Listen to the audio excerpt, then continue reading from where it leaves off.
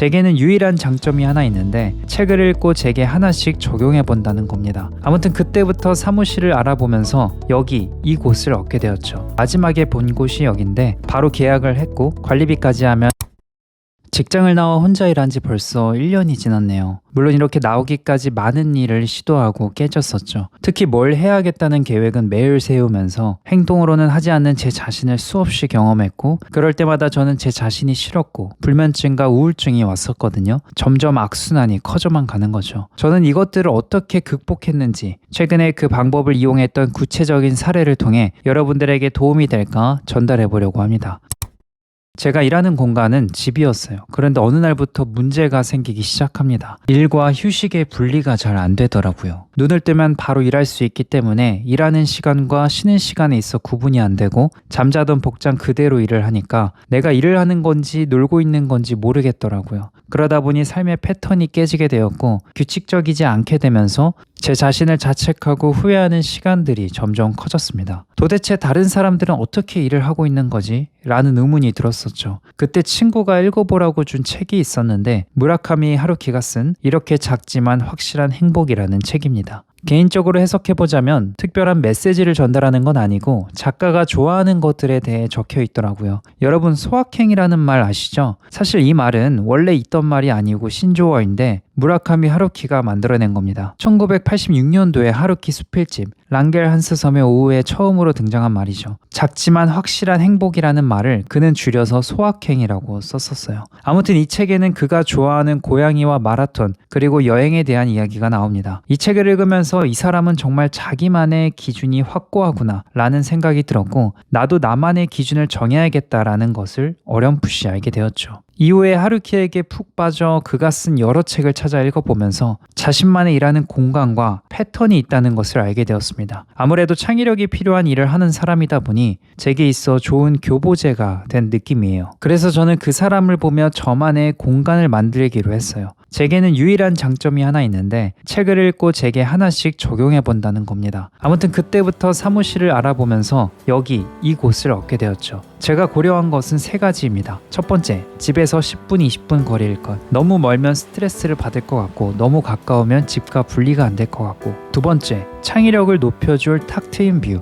제가 뇌과학 책도 종종 보거든요. 거기서 본 게 있는데 탁 트여있는 공간 그리고 높은 천장에서 창의력이 극대화된다고 하더라고요. 세 번째, 10평 정도의 반듯한 원룸. 저는 시각적인 것과 향에 민감한 편이에요. 그래서 일하는 공간을 꾸미는 걸 좋아하는데 제 스타일을 맞추기 위해서는 반듯한 원룸이 필요했습니다. 여러 곳을 돌아다니다가 포기할 때쯤 마지막에 본 곳이 여긴데 바로 계약을 했고 관리비까지 하면 월 80만 원 정도 나와요. 사실 계약하기 전까지 정말 고민이 많았어요. 괜히 헛바람 불어서 돈 낭비하는가 싶기도 하고 어차피 집에 혼자 있는데 그냥 집에서 일하고 돈 아낄 걸 이런 생각도 들고 80만 원으로 할 수 있는 걸 떠올리니까 차마 못하겠더라고요. 그때 저는 필살기를 꺼냅니다. 이전 영상에서 말했던 건데 제가 무언가에 도전할 때마다 하는 말이 있어요. 뭐라도 배우겠지. 해보지 않은 걸 해본다는 것을 즐겨보자. 이런 생각을 하면서 계약을 했습니다. 80만 원을 1년으로 하면 960만 원인데 꽤 큰 돈이죠. 근데 960만 원 아껴서 내 인생이 크게 달라질까 싶기도 하고 나만의 공간에서 일을 더 잘하게 되면 수입이 늘 수도 있고 아 나는 사무실이 필요 없구나 라는 것도 알게 될지도 모르고 근데 한 달 정도 여기서 일을 해보니까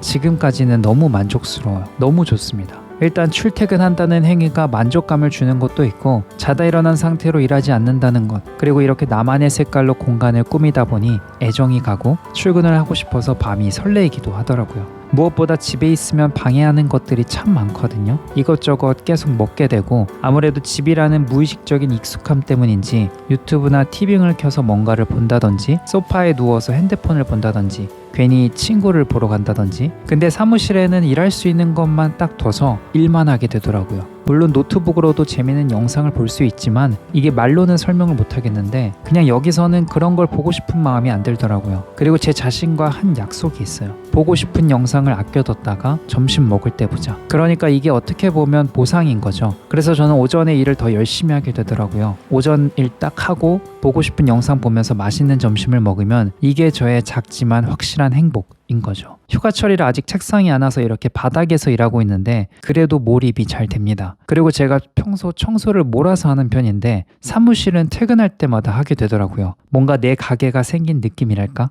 헤드셋을 딱 끼고 윌라 오디오북을 들으며 청소를 합니다. 이때 기분이 꽤 좋더라고요. 예전에도 말한 적이 있지만 오디오북으로는 에세이나 소설, 이전에 읽고 감명 깊었던 자기계발서를 들어요. 과거에는 자기계발서 이외에는 싫었는데 무라카미 하루키 에세이를 접한 이후로는 소설이나 에세이도 내 삶에 좋은 영감을 주는구나 라는 걸 느껴서 오디오북으로 종종 듣는 편입니다. 근데 좀 아쉬운 게 이 윌라의 무라카미 하루키 에세이는 없더라고요. 아무튼 자기계발서는 읽으면서 메모를 해야 해서 종이책으로 일단 구매해서 보고요. 그리고 퇴근한 이후부터는 제가 하고 싶은 걸 하면서 쉽니다. 영화를 보거나 친구를 보거나 산책을 하거나. 사무실 하나 생겼다고 이렇게나 삶이 달라질 수 있나 싶어요. 너무 완벽해서 불안할 정도랄까? 잠도 잘 오더라고요. 제가 보통 새벽 2, 3시에 잤는데 요즘에는 12시면 잠에 듭니다. 눕자마자 자는 사람들이 제일 부러웠는데 제가 그런 사람이 되어 있더라고요. 원래는 제가 계획한 걸 못하면 생각이 많아져서 잠을 못 자거든요. 근데 일하는 공간을 분리한 이후부터는 주어진 하루 업무를 다 하게 되니까 뿌듯하기도 하고 잠이 잘 오더라고요. 이날들의 경험으로 보자면 문제가 생기면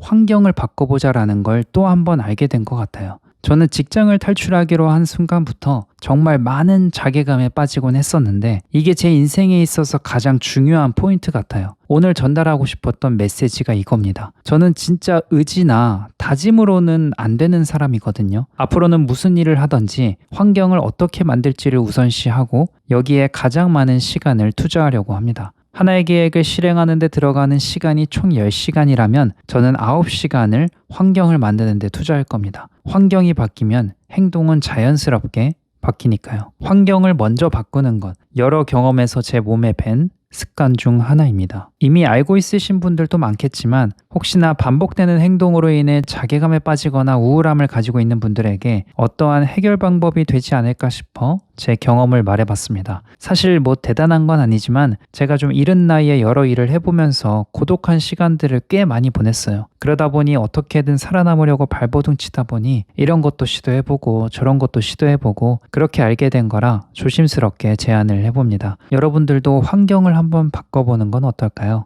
그리고 최근에 일하는 공간 말고 저만의 환경을 하나 더 만든 게 있는데 제가 사무실 청소할 때 기분이 좋다고 말했었죠. 그때 저는 노래를 듣지 않고 오디오북을 듣습니다. 평소 노래를 좋아해서 달고 사는데 사무실 청소할 때, 산책할 때는 오디오북을 들으려고 해요. 휴식을 취하는 공간과 일하는 공간을 분리하는 것처럼 행복을 느끼는 구역도 분리를 하는 겁니다.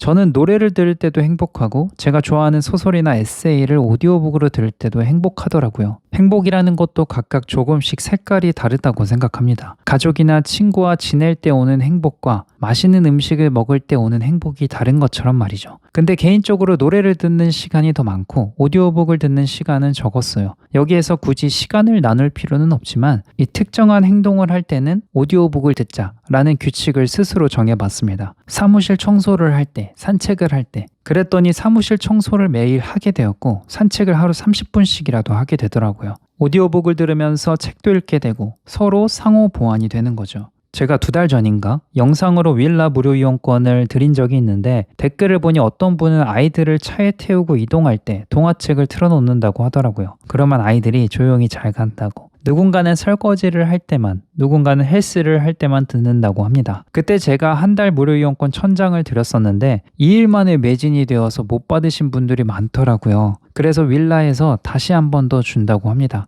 신규 가입자만 적용이 가능하다고 하니까 아마 이전에 혜택을 받으신 분들은 새로 아이디를 만들거나 가족분들이나 친구분들 중 필요할 것 같은 분들에게 추천해 주셔도 좋을 듯 합니다. 제 친구도 저번에 이용을 했다는데 한 달 무료 이용이 끝나기 7일 전에 연락이 온다고 하더라고요. 이번 기회를 통해 부담 없이 이용해 보시고 이게 나에게 행복이나 만족감을 주는지 경험해 보셨으면 합니다. 이전 영상에서 말씀드린 것처럼 해보지 않은 걸 해보면 새로운 능력을 얻기도 하고 내가 뭘 좋아하고 싫어하는지 알게 되니까요. 제가 일에만 집중할 수 있는 사무실을 계약해서 환경을 만든 것처럼 저는 때때로 어떤 대가를 지불한다 하여도 환경을 환경을 먼저 조성하려고 합니다. 그러면 결국 나라는 사람의 행동이 바뀌게 되더라고요. 만약 여러분들이 책을 읽고는 싶은데 잘 읽지 않는다고 한다면 윌라라는 오디오북을 통해 특정한 행동을 할 때만 들어보시는 건 어떨까요? 저처럼 산책을 하거나 청소를 할 때처럼요. 산책을 하는 게 귀찮아도 이전에 듣는 소설책 뒷이야기가 궁금해서 저는 산책을 나가기도 합니다. 왜냐하면 산책을 할 때와 청소를 할 때만 듣기로 했으니까요. 특정한 행동을 할 때 어떤 보상을 줄 수 있게 만들어 둔 겁니다. 그러면 저는 보상을 위해 그 특정한 행동을 하게 되는 거죠. 한번 스스로에게 실험을 해보시고 아니면 해지해도 좋으니까 관심이 있으신 분만 고정 댓글을 참고해 주시면 됩니다.